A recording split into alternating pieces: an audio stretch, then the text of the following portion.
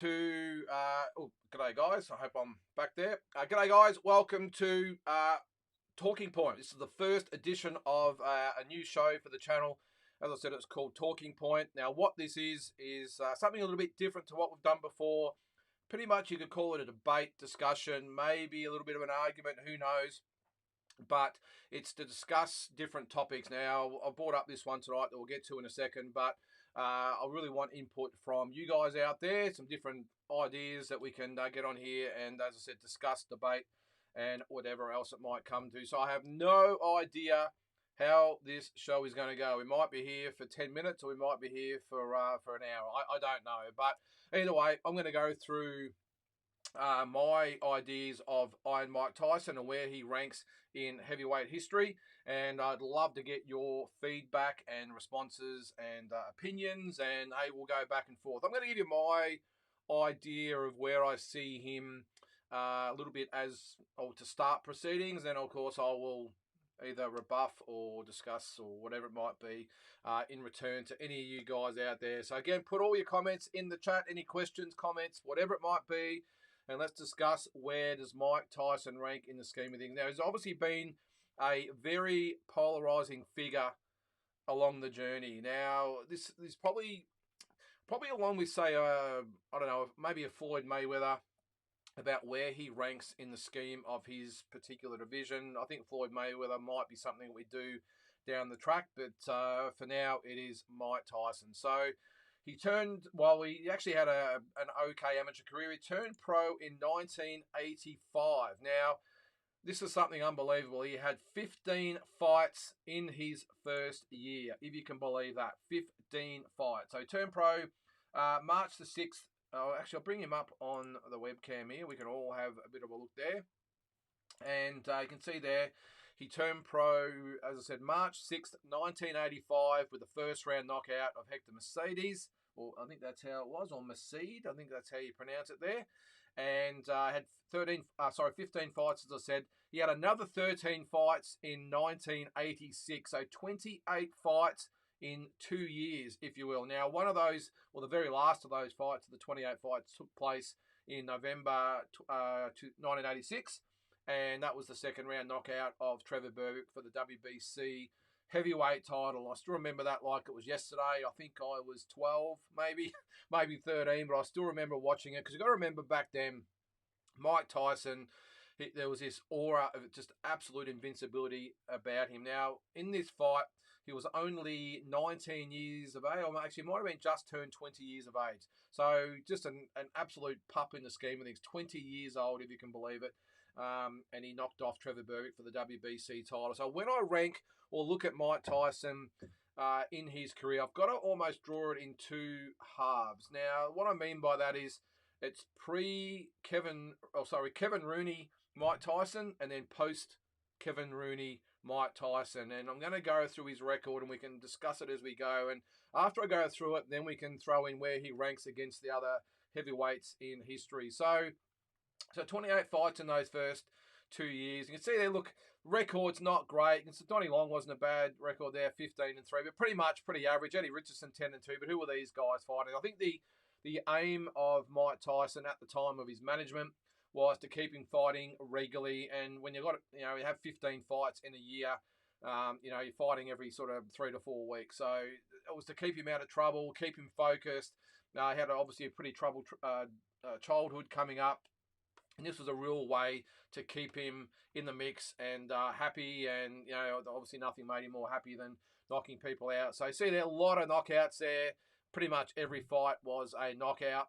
As I said before, like the record's not overly great, but look, it's at this stage, even back then with Mike Tyson, it was more about just getting the wins, getting the attention. More importantly, the media was all over it. I remember just here in Australia, of course, that hearing about this wrecking ball of Mike Tyson. As I said before, only being 12 or 13 years of age at the time, I remember it like it yesterday. It was all Mike Tyson all over the boxing magazines, on Australian news, TV, whatever it might have been, and this absolute wrecking ball in Mike Tyson and what he's doing at that stage, only 19 years of age. He actually lost out to Henry Tillman in the Olympic trials. Henry Truman went on to win the gold medal at the LA Olympics. Mike Tyson got some sort of revenge in 1990 after he'd been beaten by Buster Douglas and knocked him out in one round. So a little bit of revenge there for Mike. But so as I said, just enough to get him in the mix, get him recognised, get people talking about him, get some money in his pocket and all the rest of it.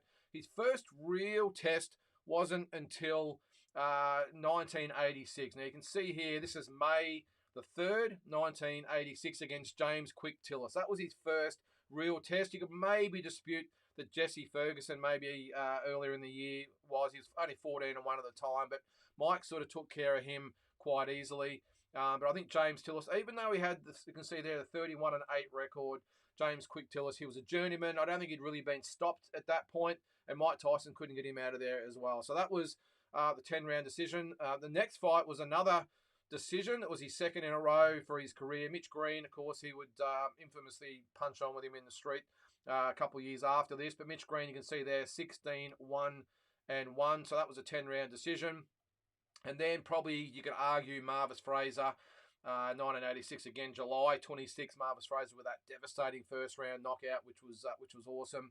After that, Jose Revolta was a durable journeyman at the time. See there, 22-3-1 as well. Alfonso Ratliff was, I think he was a former cruiserweight champion as well, WBC cruiserweight champion, so he got him out of there. And then, of course, the big one, Trevor Berbick, November 22, 1986, with probably the most dramatic, sensational, whatever you want to call it, knockout victory that I've seen in quite some time, or up to that point probably ever, when he knocked Trevor Berbick out at Las Vegas Hilton, and a new era was born with a second round absolute destruction of Trevor Berbick. So that's probably the first phase of his career. Up to this point, at that point, 28-0, 26 knockouts. What an absolute dynamo this guy was. Then this is where a lot of people, they question some of the fights he had. Let's just run through the fights that he had in 87. This is when he pulled back a little bit. So 28 fights in the first 2 years. Then he went on to try and unify the title. There's, of course, a HBO special at the time, or a tournament where they wanted to unify the heavyweight title. And the first one off the blocks was James Bone Crusher Smith. Now, Bone Crusher had just come off the first round knockout of Tim Witherspoon. Now, that was one fight I always wanted to see with Mike Tyson, was the Tim Witherspoon fight. Never happened, of course. Probably the only heavyweight of that era that didn't end up, or of any note, by the way, that didn't end up fighting Mike Tyson. So James Bone Crusher Smith, it was billed as probably going to want to be one of the most exciting heavyweight fights ever. But James Bone Crusher Smith did not turn up to fight. He ran, he held, he clinched, he did everything he could except fight, and really just gave Mike Tyson his WBA heavyweight title on a platter, which was really disappointing because I always was an admirer of Bone Crusher. Of course, he came very close to beating Larry Holmes 3 years earlier. Only got stopped by the cut eye. Almost had Larry out of there. So I was hoping for more, but that was the aura of Mike Tyson at the time, that he could make a really feared puncher like Bone Crusher Smith pretty much succumb over 12 rounds and really just survive. Then in, 2 months later, 2.5 months later, in 87, had a voluntary defence, and he just decided to make it against Pinklon Thomas. Now, Pinklon Thomas had lost the WBC belt to Trevor Berbick, but prior to that, had won the belt from Tim Witherspoon, and then it was almost the heir apparent to Larry Holmes at the time.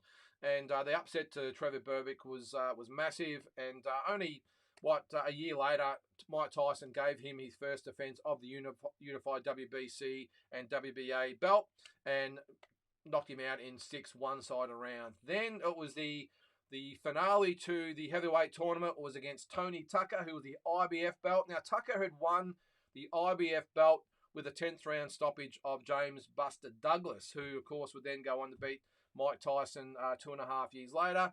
So again, Tony Tucker, he was a pretty good fighter, IBF champion, of course, but again, didn't want really engage with Mike Tyson, and gave Mike Tyson the IBF belt. That was in August 97. Then, I think in one of Mike's underrated fights against Terrell Biggs, Olympic gold medalist in 84, and Mike Tyson just obliterated him and got him out of there in 7 rounds. So you can see there he fought 4 times in 1987, which is just totally unheard of these days. For him, that was a really step back. So 4 fights that year. Then he started 88. And this is where we're getting to the end of the Kevin Rooney era. And this is where we start again, which is where we can probably start proceedings for tonight about the second phase and where he then falls in the scheme of things. But this is where I really think it's important to rate Mike as he was. So to start 1988, this is only, 3 months after the Tyrell Biggs fight. He stopped Larry Holmes. Only losses had been to Michael Spinks, of course. So he stopped him in 4 rounds. Only, 2 months later, he stopped Tony Tubbs, in former WBA champion in Tokyo, just in 2 rounds. And then probably came the biggest win of his career, was the first round knockout of Michael Spinks to really put an end to any argument about who was the lineal champion or unified champion, whatever it might have been. And I still remember that. I watched it in Melbourne at Festival Hall. They had it on a big screen. And I still remember when Mike Tyson came out with the chains clanking and all the rest of it, and got him out of there in 90 seconds. So that was his crowning glory. And that was probably, he did have one or two more fights with Kevin Rooney. But for me, that was the end of the peak Mike Tyson. And when I say peak Mike Tyson, we're talking about someone who's just turned 24 years of age. 22 years of age. So quite unbelievable. Well, what is that? Happy heterosexual. How are you there, mate? Mike is number 2 in my lifetime. Lennox being number 1. So we'll get to some of the other fighters later there, mate. But thanks for the comment. And then for the first time in Mike Tyson's career, he had that extended break. Now, it was only an 8-month break, which is pretty commonplace these days. But back then for Mike Tyson, that was massive. And he turned up in the Frank Bruno fight in not great condition. Even though his weight was probably similar, he just didn't look in good condition at all, I didn't think. He still got the job done against Frank Bruno in 5 rounds, and then had the first round knockout of Carl the Truth Williams in Atlantic City. So I thought he actually looked really good against Carl Williams, I will say. I thought he was back to his best. But the Frank Bruno one wasn't really impressive. And that, to me, is where the peak Mike Tyson ended. Now, what is that? July 1989. So he'd literally just turned 23 years of age. And as a heavyweight, hadn't even reached his peak. But I think, for me, that was the end of the Mike Tyson that I would like to rate him against some of these other heavyweight fighters. Because from there, he turned up against James Douglas in very, very subpar condition, mentally and physically. He got stopped in 10 rounds. Came back. Look, he had some good wins after that. Donovan Razor Ruddock, 2 wins against him. Wouldn't say much. Oh, Alex Stewart, I think he might have held or fought for the WBA belt at one stage. Frank Bruno, that's who he beat to regain the WBC version of the belt. The WBA former champion Bruce Seldon, he got him out of there in 1 round as well. He was absolutely petrified of Mike Tyson. And then, of course, the Holyfield loss, probably Evander Holyfield's crowning moment in his career. Don't worry about the second fight. And that's probably when, if we'd ever seen any form of Mike Tyson at his peak, it was well and truly over. And again, what was he there? 21 years of age. 31 years of age. So I hadn't fought a lot in those times. And then those last few fights there, you can see there, Franz Botha, Orlin Norris, not bad fighters. Andrew Gallotta, of course, Lennox Lewis later on. I don't really rate the Lennox Lewis fights, I will say, or the fight, because I think he was well past his peak. What was he, 36? Just turned 36. And I definitely don't rate the other two. So I think when you're looking at, for starters, to get things rolling, you're looking at the, I suppose, top 10 in heavyweight history. I would think you're sort of putting him up against, obviously, Muhammad Ali, Joe Louis, Larry Holmes, George Foreman, Joe Fraser, Jack Dempsey, Rocky Marciano. No particular order, by the way.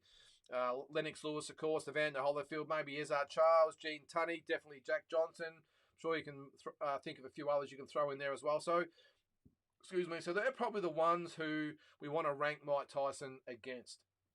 Now, I would think, look, I'll give my opinion first. And if anyone out there is watching or wants to comment, well, you can put your comment in there after that. But I see, we've got a comment from Tommy Bundles here. How are you, Tommy? I'll take Prime Holyfield to beat any version of Mike.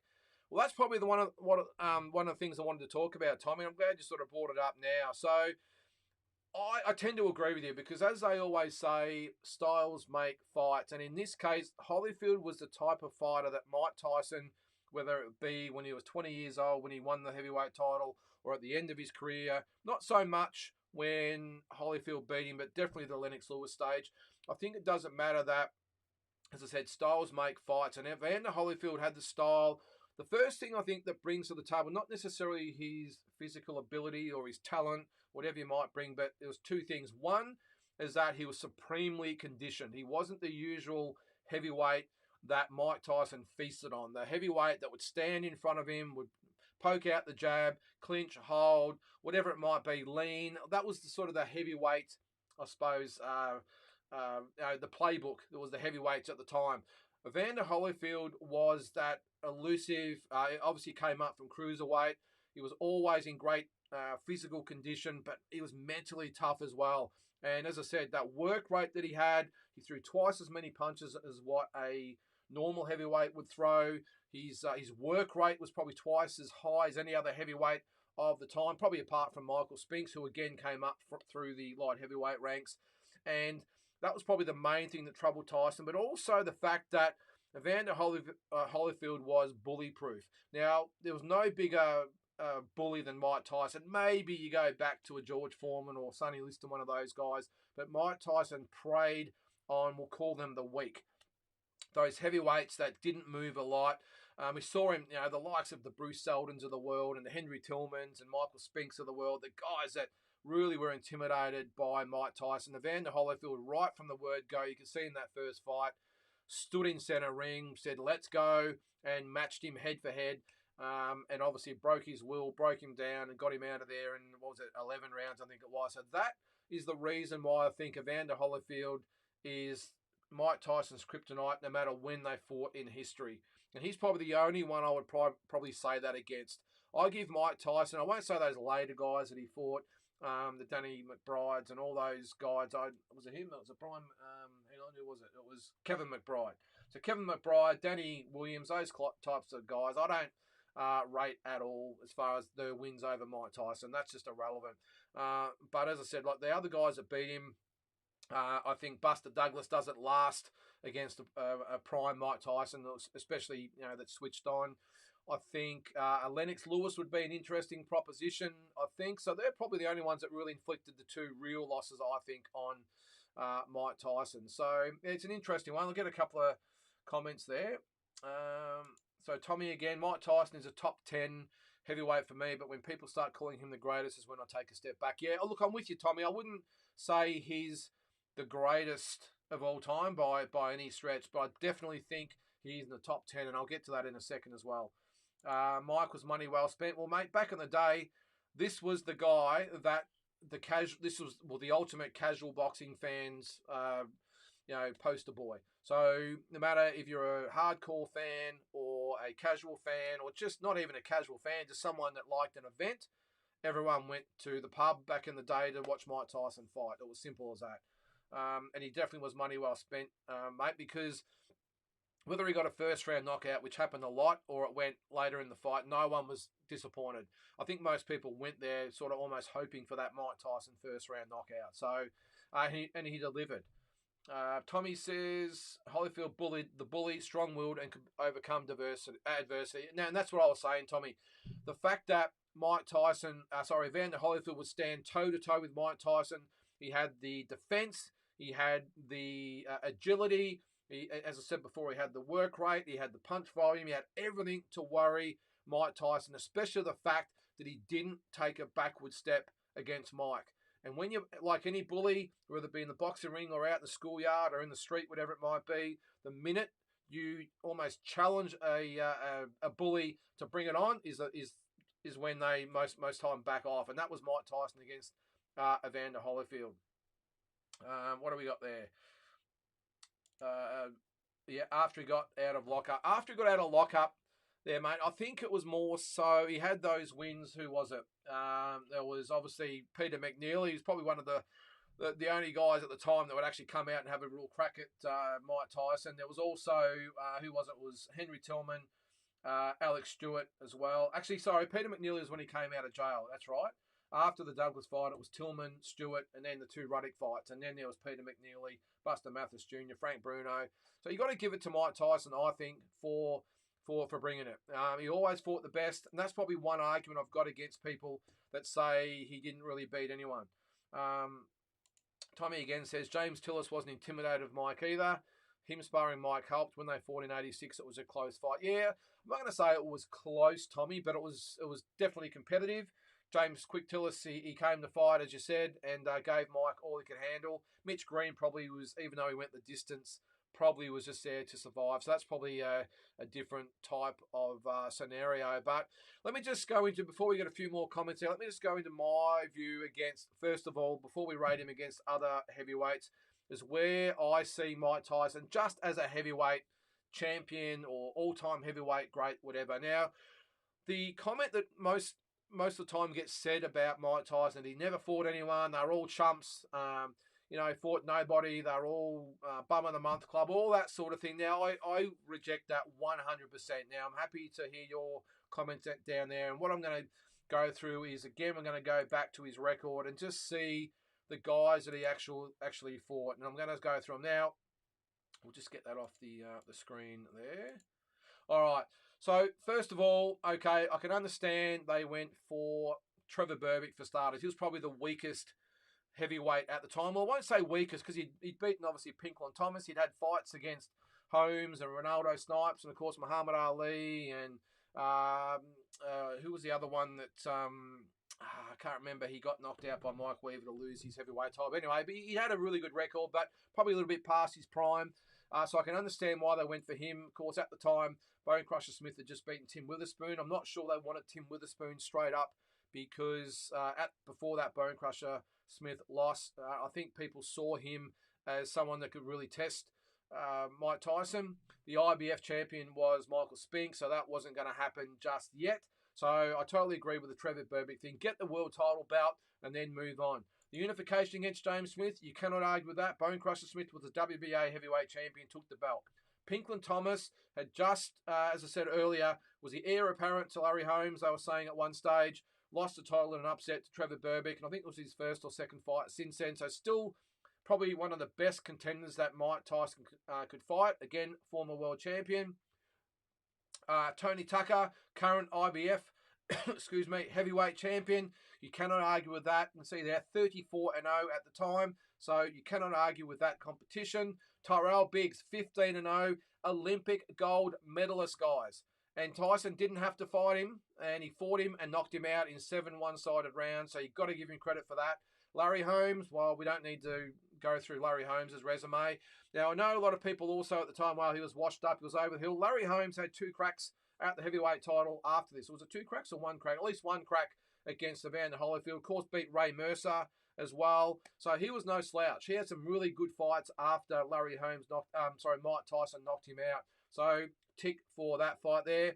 Tony Tubbs, okay, came in out of shape more often than not. But again, a former WBA heavyweight champion. You cannot take that away from Mike at the time. And of course, Michael Spinks. There was so many arguments about who was the rightful champion, Spinks or Tyson. And Tyson really wanted that fight. Of course, Spinks was a lineal champion, having beaten Larry Holmes. But that was the fight that I think made Tyson. So again, tick. Frank Bruno, #1 challenger, had fought for it in the past. I think at least against Witherspoon. I'm not sure he had another crack, but definitely against Tim Witherspoon a couple of years earlier, and would then go on to win the WBC title. Carl the Truth Williams, a very, very good contender at the time, had given Larry Holmes all he could handle in the lead up to that, and that's when the wheels fell off after that. But even after that, he beat Razor Ruddock, beat Frank Bruno again for the world title. So that's why I don't take any... I suppose I don't take it on board that he didn't fight the best of his generation, because for me, the only heavyweight in probably his peak time that he didn't fight was Tim Witherspoon. Arguably after that, after the Douglas loss, you could probably say it was Riddick Bowe.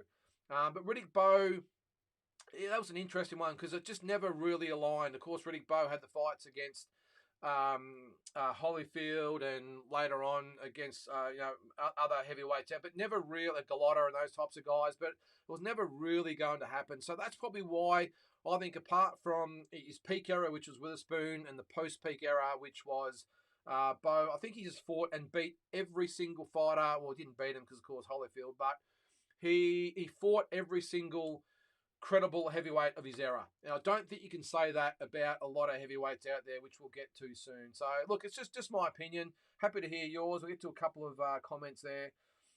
Tommy Bundle said, this is about Holyfield. Said Mike being a wide puncher helped him put on those earmuffs and absorb the impact. Yep, well, that would have helped. Whereas he said Foreman straight arm punches down the pipe were more devastating. Yeah, well, he'd know, wouldn't he, Holyfield, having fought both of those guys. So, sorry, them all over the place. Larry Holmes was 38 coming off the Spinks losses, but went on after Mike at 42 years old and beat undefeated Mercer. That's what I said, Tommy. Now, at the time, I could probably argue, I don't think Larry had fought since the second Spinks fight, so he'd been out the ring nearly 2 years. But as I said, I probably was one of those fans at the time that thought, well, maybe that's a nothing win. But the fact that Larry Holmes, what was it, 4 years later? It was 92, beat Mercer, and then had the crack against Holyfield after that. So, and other big fights as well. So I don't think you can discredit Mike for that. Shane Sermon, hi mate, welcome to the show. Riddick Bowe, he's finished before he got the money that I think ruined him. Would have been a Tyson matchup. Yeah, look, would have been a great fight. Shane, I think he could have given Mike Tyson more than he can handle. That's probably one fight that's a bit of a pick'em for me, because I think Riddick Bowe, again, like probably a Holyfield, I know they're different types of fighters, different size and everything else, but Riddick Bowe, when he was in shape physically and mentally, I think he could have given Mike all he wanted, because he's a big heavyweight. He had a pretty good work rate for a big fella, and had a good chin. So I think he would have given Mike all he could handle, but I still think that Mike would have maybe just got over the top in a decision win. I don't think he could have stopped Riddick Bowe. That also poses the question, could Mike go 12 hard rounds against a quality heavyweight like Riddick Bowe, because he faded against Holyfield, faded against Lennox Lewis, so it's an interesting one. Shane again, Riddick was unfit by the time Mike was on top. Yeah, well, you got to remember, Mike, we need to lose to Buster Douglas in 1990, so Riddick didn't actually win the title. I think, what was it, 93? So, but he just, after that first Holyfield fight, the second one, I think he stopped Holyfield in the second fight. Didn't really reach any heights after that. And I think Riddick Bowe is probably one of the more, what would you call it, sort of unsung, least potential for field heavyweights that I've ever seen was Riddick Bowe. Could have been so much more. Should have fought Lennox Lewis. Obviously should have fought Tyson, but in shape. So, yeah, it's an interesting one. Tommy says Riddick Bowe was a phenomenal inside fighter for a heavyweight. Well, he was, Tommy. Very underrated. Very underrated as an inside fighter. He could, he dug in deep against Holyfield. And interestingly, against Riddick Bowe is probably the fighter that gave him the most problems apart from Holyfield was Andrew Gallotta. Gallotta should have beaten him twice, and got himself disqualified. So it's an interesting one. But look, that's where I see Mike Tyson as far as he's standing. I won't cop the people that said he has no right to be anywhere in the top 10 and he was overrated, because all he could do, like a Larry Holmes cops it a little bit as well.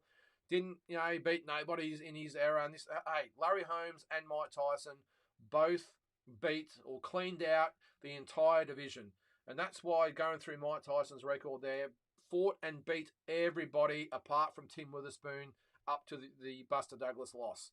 And then, as I said before, after that as well, Razor Ruddock and these types of guys, he beat them all. And if you put him against some of the other greats, let's start with probably the obvious choice is Muhammad Ali. Now, Muhammad Ali, I don't think you can put Mike Tyson in that bracket. I think Muhammad Ali, of course, cleaned out the division, had those epic fights with Fraser and Norton and Foreman, Norton, Fraser, these types of guys, of course, Sonny Liston.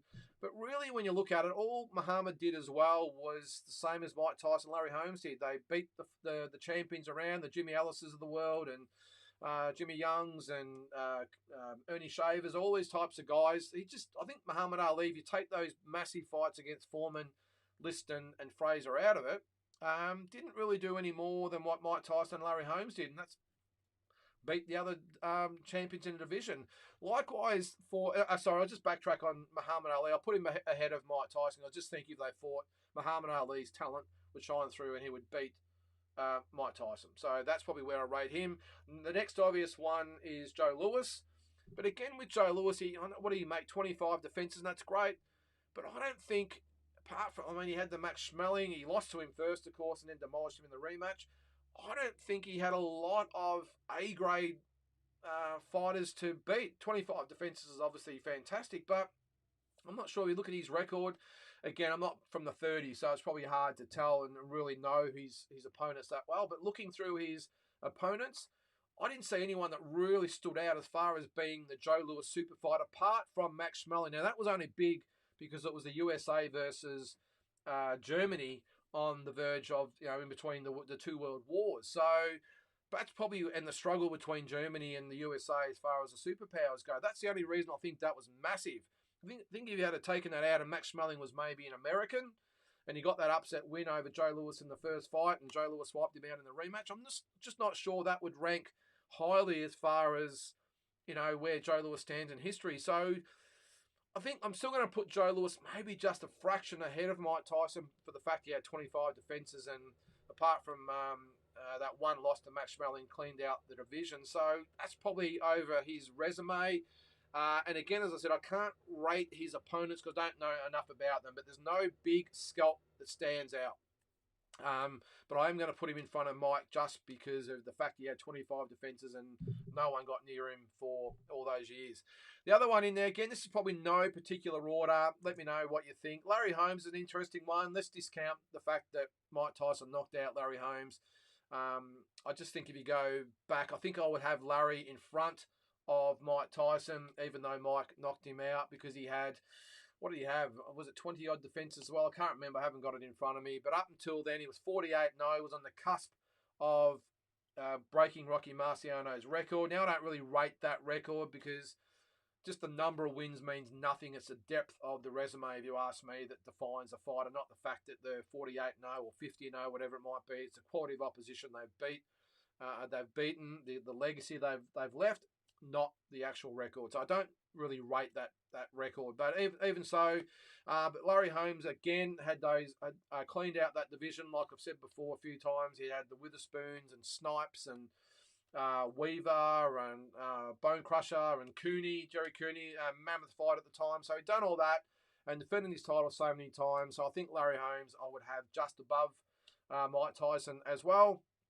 Go back one, Big George Foreman.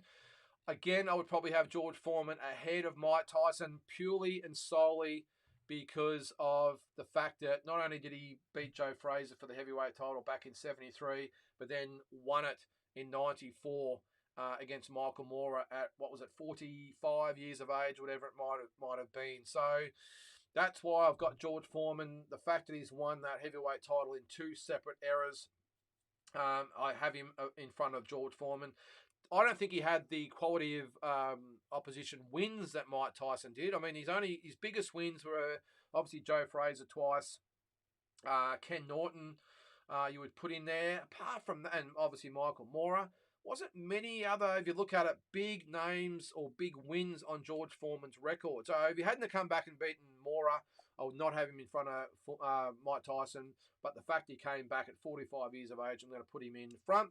Joe Frazier, might upset a few Joe Frazier fans out there, but I would have Mike Tyson ahead of Joe Frazier. Now, the only reason I say that, I love Joe Frazier, one of my favourite fighters. Had that epic win over Muhammad Ali. But really after that, I know he knocked out a lot of those fringe contenders, but got beaten comprehensively in the rematch by Ali. Of course, the Thriller in Manila was an epic. Obviously he'd been knocked out by Foreman, as I said. So apart from the big wins, I didn't really see any really of note outside of that big Muhammad Ali fight. I know he fought Jimmy Ellis and he knocked out a few of those other contenders. But for me, I'm just going to say I would have Mike Tyson just ahead of Joe Frazier on the whole body of work. Tommy Bundle says, I still don't know how Holmes got up from that Shavers knockdown, vicious shot. Well, mate, that's what defines a champion. Absolute heart from Larry Holmes. And Ronaldo Snipes knocked him down as well. He'd been rocked against Bone Crusher Smith. So he'd been in trouble a few times, Larry Holmes. Always had the heart of a champion. And I suppose if you tick off a lot of different boxes about what makes a great champion, I thought Larry Holmes ticked every single box, which is why I would have him at number 3 of all time, Larry Holmes. And again, you can put your comments down there. It's always murky waters when you do this, how people will view it, but I would have him at number 3. Shane says, I think Lennox Lewis was managed well and got his opponents at the right time, but very impressive resume. Well, all right, well, let's tick the box with Lennox Lewis. I'll just go back to my original screen there. I would have Lennox Lewis. Look, it's a tough one with Lennox Lewis against, and you're ranking him in history by himself, let alone against Mike Tyson. I'm not going to rate his win against Mike Tyson. I would love to have seen them when Mike was at his peak, so it's a bit hard to rate. A bit like when Mike knocked out Larry, with Lennox knocking out Mike. Mike was well and truly absolutely shot to pieces at 36 years of age when he fought Lennox Lewis, so I'm not going to count that. But Lennox Lewis, look, good resume. He did clean out the division as well, but also had those upset losses as well. I would probably have Mike just in front of Lennox overall. Just in front. Now, it's probably more of a gut feeling. I just thought,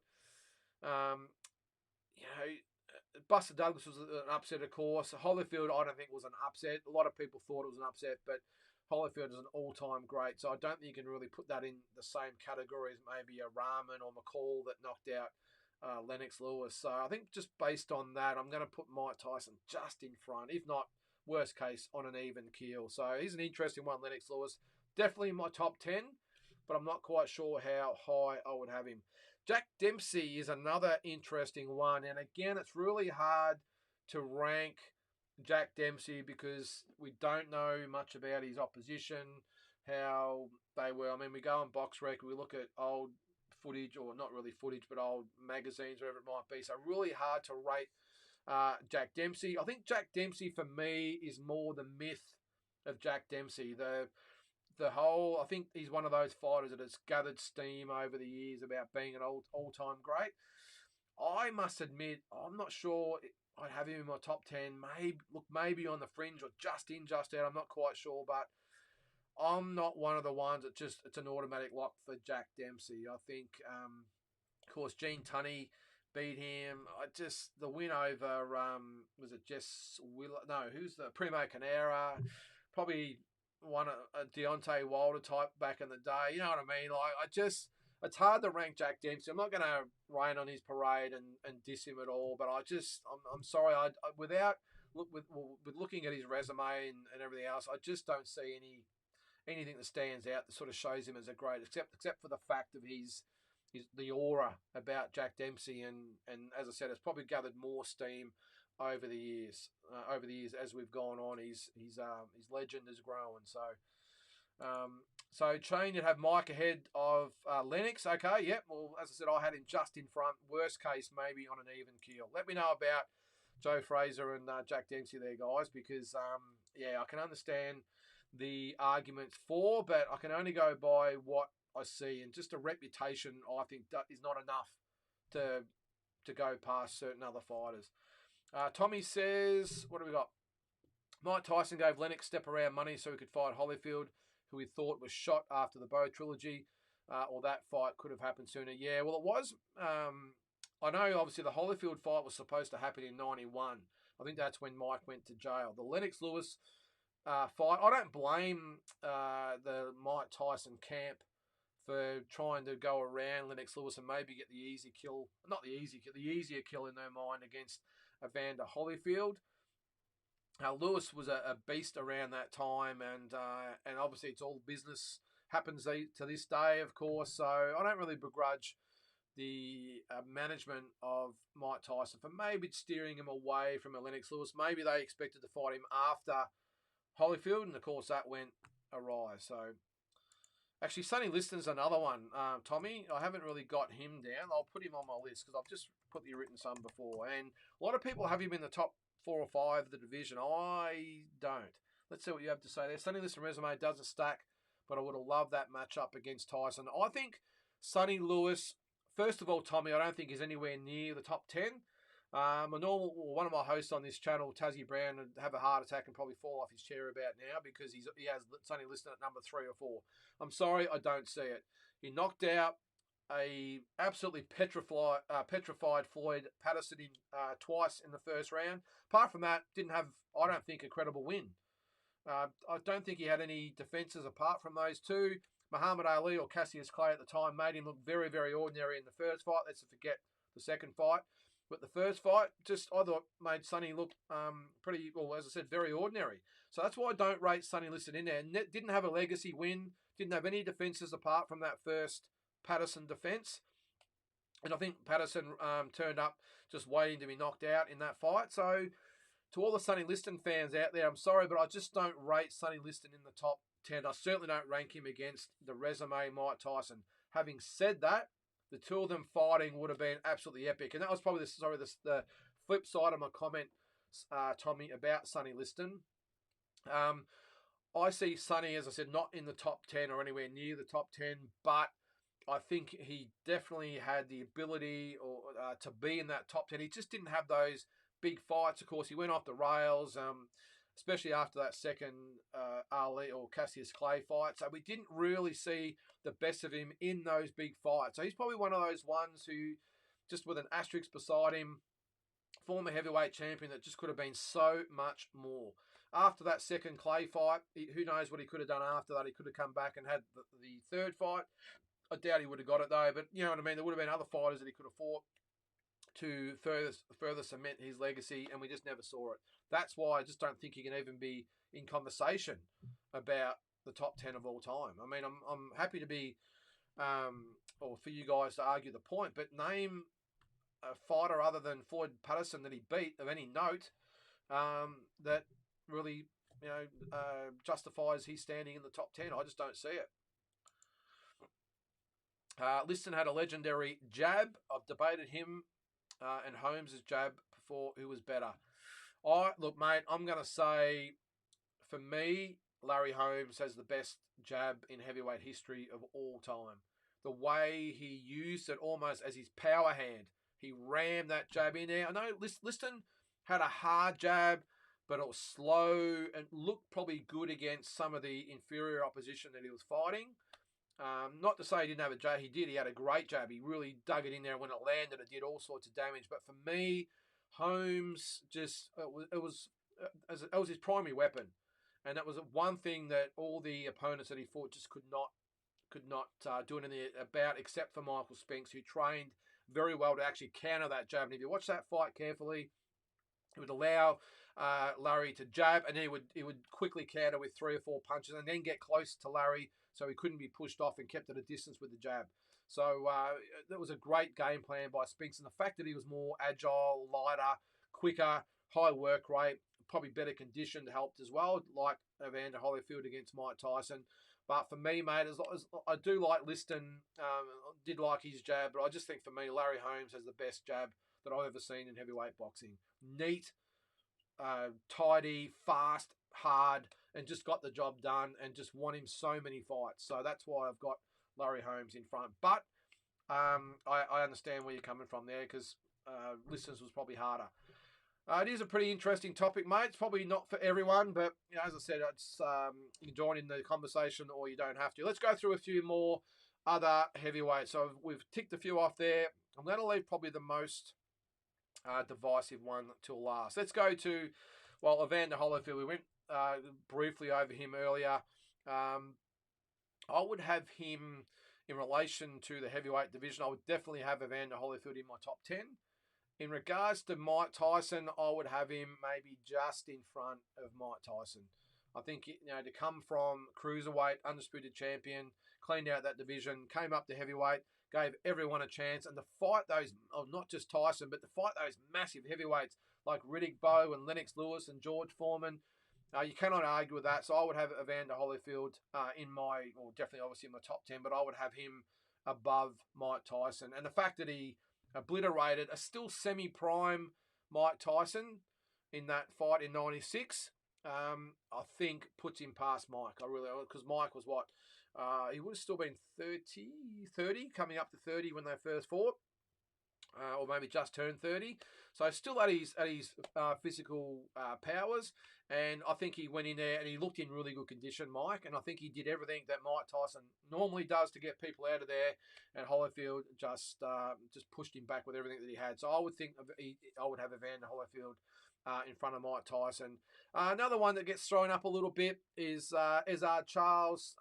Look, light heavyweight champion, everything like that. But yeah, I'm sorry, I just didn't see those big wins at heavyweight for Ezard Charles, so I'm going to discount him. Same as Jersey Joe Walcott, put a line through him. Gene Tunney, of course, beat Jack Dempsey a couple of times, but apart from that, yeah, it's a really hard one. Again, because a lot of fighters we didn't see, the quality of the guys who was fighting, so that's probably why I've left him out. Jack Johnson is one that I think just purely by his resume alone, you would have him in the top 10, I would think, Jack Johnson. But again, it's really hard to see when you just don't see a lot of footage of these guys. So if I've missed another heavyweight, guys, let me know.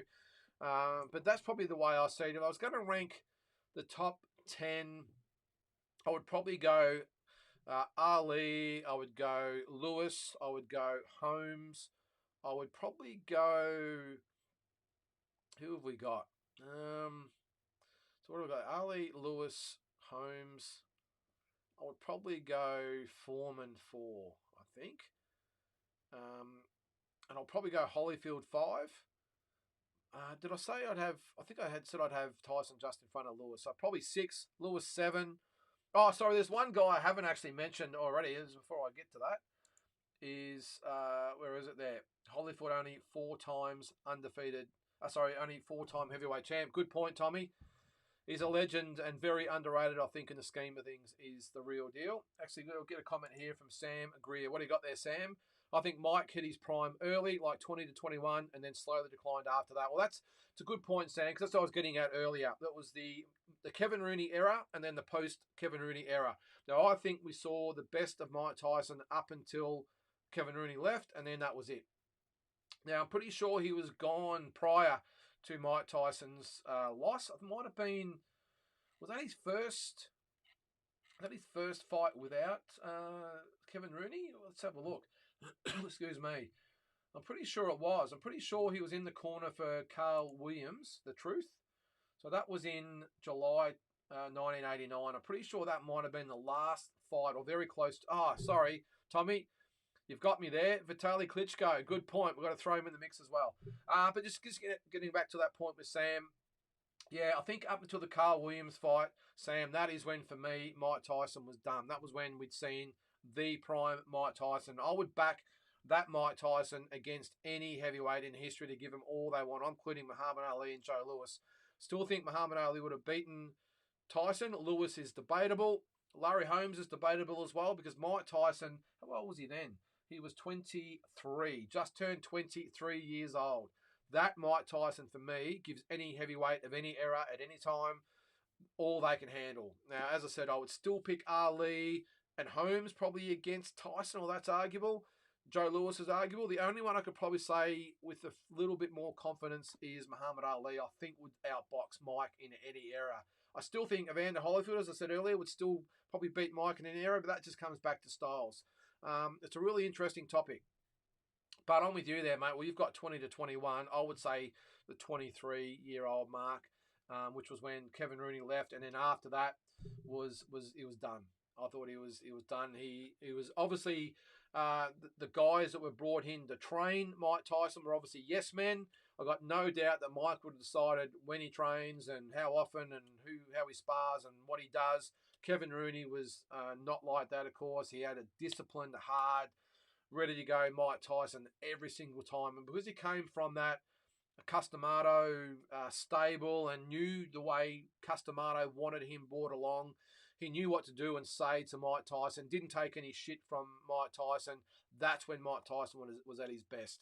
After that, when he got, was it Aaron Snowell and a few others that have sort of come and gone, our own Jeff Fennick, of course, pretty hard to come down on Mike and tell him what to do. So, and Mike was well at the end when Jeff took him on as well, of course. But for me, as I said, that's when Mike the Mike Tyson that I loved and see as an all-time top 5 or 6 heavyweight of all time was those years. So it's an interesting one. But Tommy, thanks for bringing up Klitschko. I can't believe I forgot about him. He was good, and I think would have beaten his brother, but not good enough to not a good enough resume to compete all time. Yeah, I think so too, Tommy. I don't look overall. I think if you're going to make a case of a heavyweight champion that feasted on a very very poor era, it's probably both Klitschko's. There was no real Fraser to Ali or Foreman or a Spinks to a Spinks to a Tyson or a Cooney to Holmes. You know what I mean? These types of guys. So I think they took advantage of that era, and they did get, losses, upset losses. The other one I actually haven't put in there is probably the modern day is where do we see Tyson Fury? I must admit that's probably a point in case for another episode, but I wouldn't have Tyson Fury anywhere near the top 10 at the moment either. I think his biggest wins, of course, was Klitschko. I'm changing topic here a little bit, guys, getting on the Fury, but the 3 Deontay Wilder fights were great, but Wilder for me is the primo canera of our era. So it's pretty hard to rate Tyson. We'll see what happens against Usyk anyway. His decline just happened to coincide with Cuss's death, but if you look back at 19-year-old Mike Tyson, he moved a lot quicker. The main thing, Sam, is what you look at is when he was with Kevin Rooney and obviously D'Amato, the head movement. Side to side, multiple punches at a time. He'd kick it around to the side or pivot off to the left or right. It was always angles. So the way he beat those big plotting heavyweight guys, and Mike's not a big heavyweight. I think looking back in the day, he was, weight-wise, he was still probably about 95 kilos, but he was only short. He was only about 5'10", 5'11", I think, from him. He mightn't even be that tall. I've stood next to him. I don't think he's that tall, but I think he's been listed as 5'11". But the way he was so good, as I said, he would come in, he'd be bobbing left and right, slipping outside those long punches of his opponent. He'd get in close, and it was the uppercuts over the top right hands, body punches. He would pivot off to the left, pivot off to the right, and attack again. That was his forte. When he left Kevin Rooney, and he was left to his own devices, it was one punch at a time, maybe two, and it was clinch. One, two, clinch, and all his fights were very, very boring. If you look at those earlier fights to his later fights, I know age played a part and battle weariness, all that sort of stuff. Totally different fighter.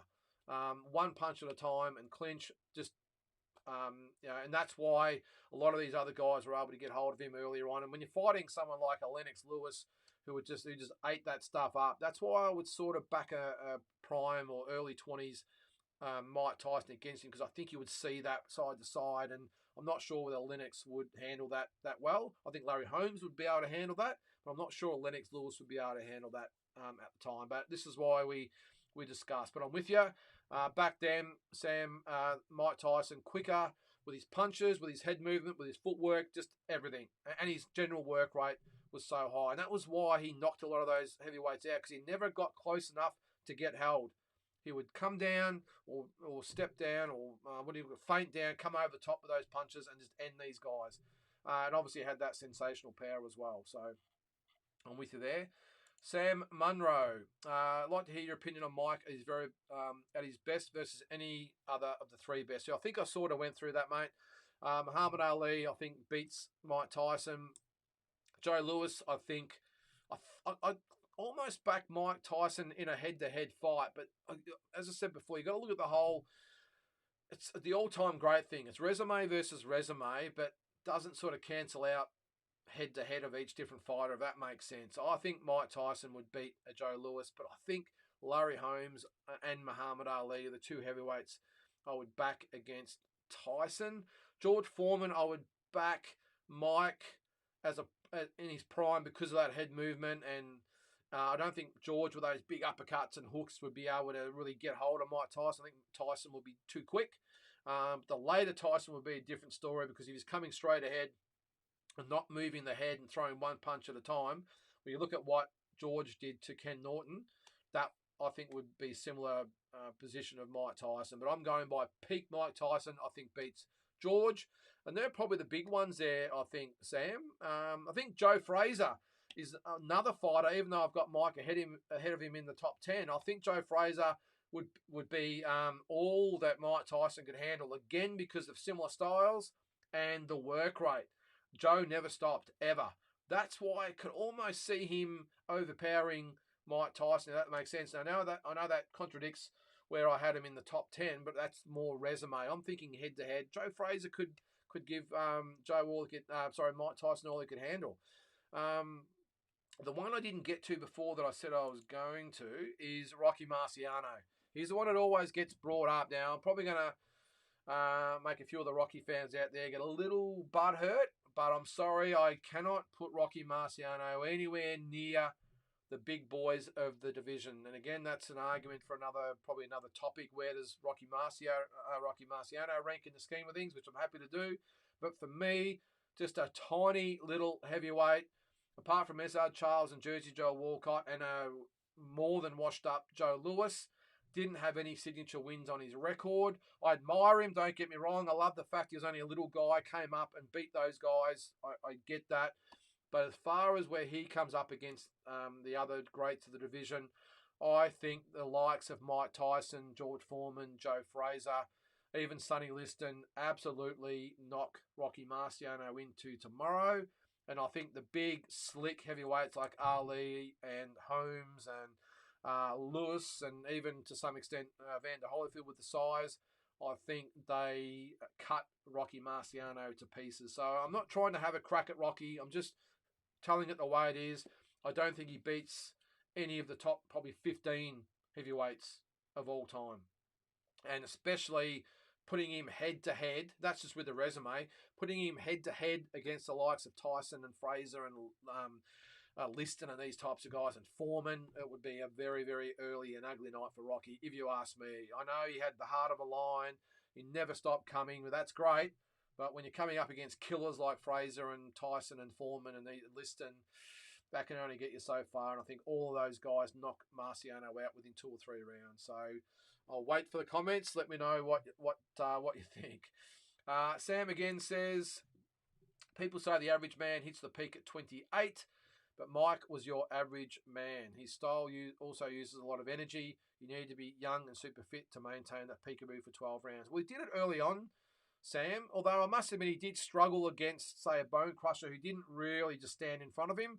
And Bone Crusher was no slick heavyweight, I can tell you. He was just one-dimensional. There wasn't anything great about Bone Crusher, but he did make Mike look a little bit ordinary for the 12 rounds simply by not standing in front of him. So, and that's why I was always intrigued about the Michael Spinks fight. I know Mike Tyson got him out of there in 90 seconds, but I was always intrigued if Mike could get through that first 1 or 2 rounds and maybe get into a bit of a groove, how would he fare against Mike? Obviously, we'll never know because Mike obliterated him. That's all you got to do. Could we have seen another Holyfield situation against Mike? Who knows? But it's an interesting one there, Sam. Yeah, I just think, it's with Mike with that peekaboo stance. He was just a different beast early in his 20s.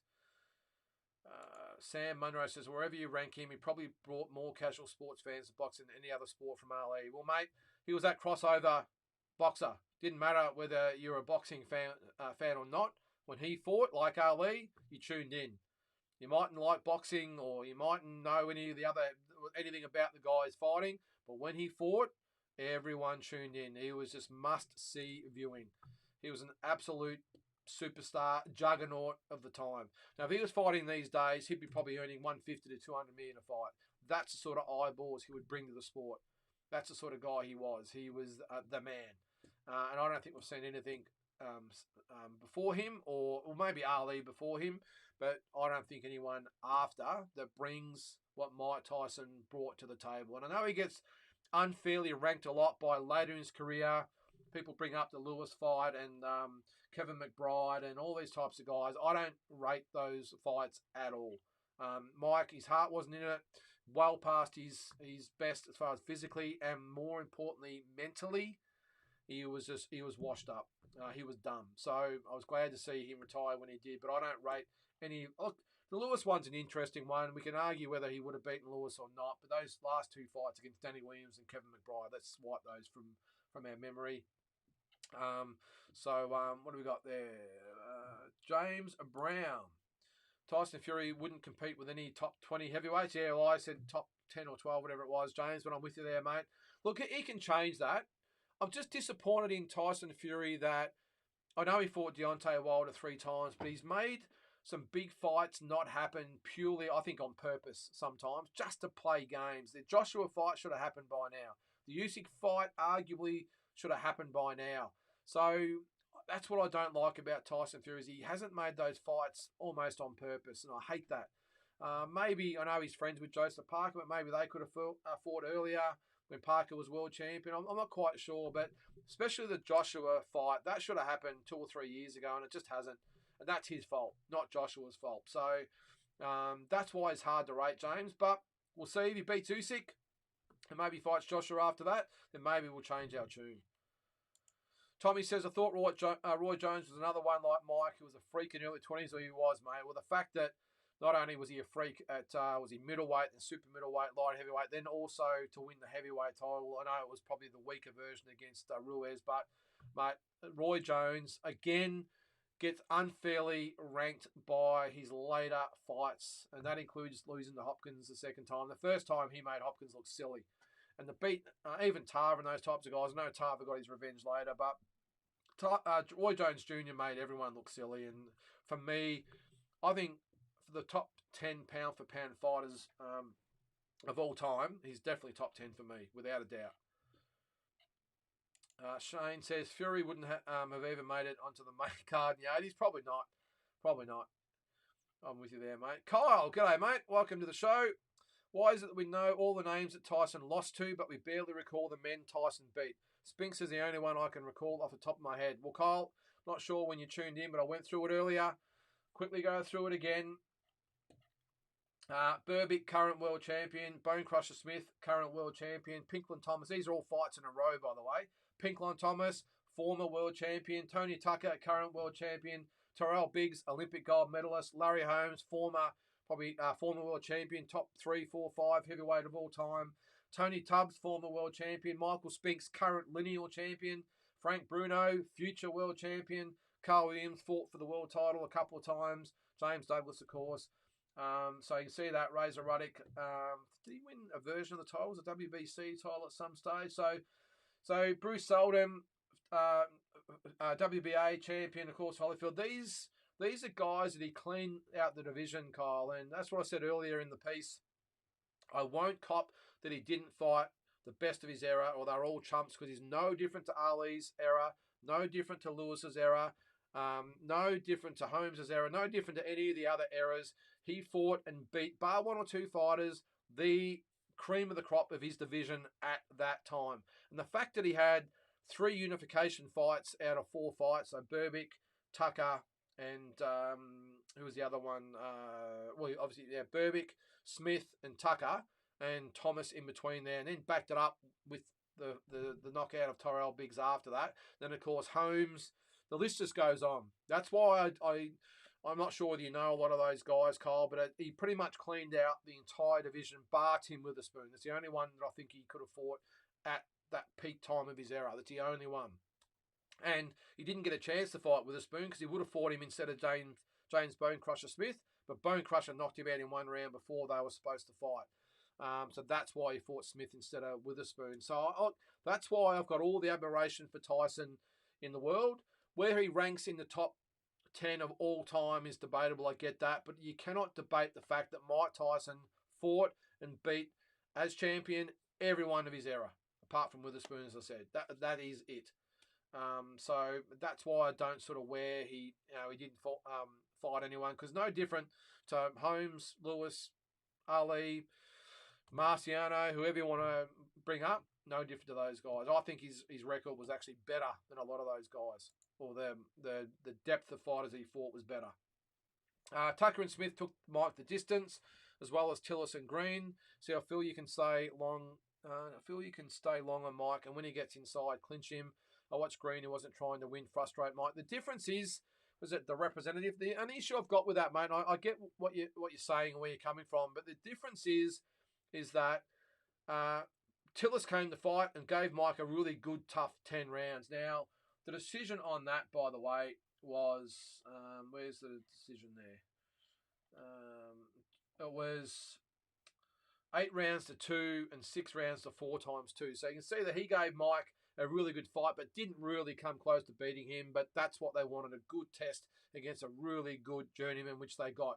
Green didn't turn up the fight.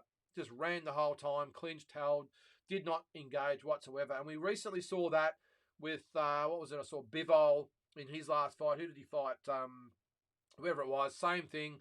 Looked horrible because his opponent did not want to engage. Canelo looked average against Charlo because he didn't want to engage. This is what I'm saying. Like, it's hard to look good when someone just doesn't want to fight. And that's what we saw with him. That happened a little bit with Mike, I will say, ongoing, because Bone Crusher Smith definitely was one. Tony Tucker was another one. Didn't want to fight. And they did make Mike look a little bit ordinary, but I just don't think you can sort of put that just on Mike.